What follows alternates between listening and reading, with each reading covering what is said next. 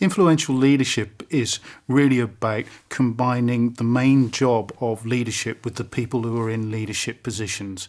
One of the things that you gain from adopting this approach is that influence is about outputs. Leadership should be about outputs and what a leader is there to actually achieve.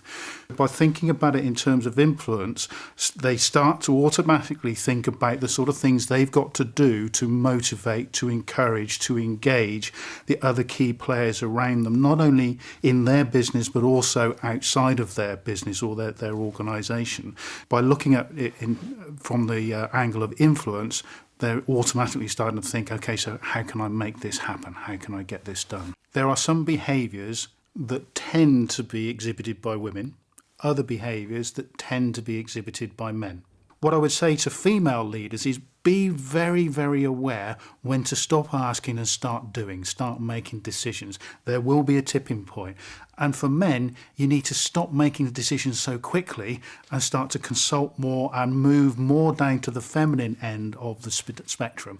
The ideal person, and they are out there, are able to access the full range of behaviours when they need them. As an executive, you've been charged with delivering a result. Be optimistic that you will find a way to get there, not necessarily that you've already found the way to get there. And I think far too much emphasis is placed and reliance is placed on the plan rather than the emotion and the passion to actually get there somehow. There is an ethical side to that, of course, because the ends don't always justify the means. So you need to be a bit careful about that. But if you can increase your level of optimism, increase your level of passion for the end goal, the end purpose here, and then say to the team, now how are we going to get there?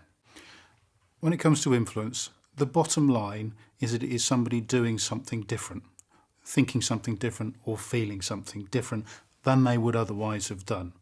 So the key part of influence is encouraging, motivating or forcing somebody to do something they weren't originally planning to do. Because if I were to ask you to do something, what you would be asking is why? So you've got to invest the time in the long-term relationships to be able to open up that relationship, and it works both ways where you're both sharing what you're really trying to drive towards. Once you've got that, you can then translate what you want to do into their world.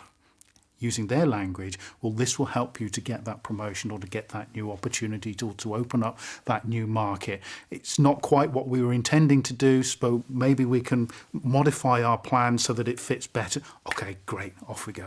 If you are facing a huge amount of complexity, one of the things that I've found works really, really well is if you can distill your essence, yourself, your role down to a number of really core principles, maybe no more than 3.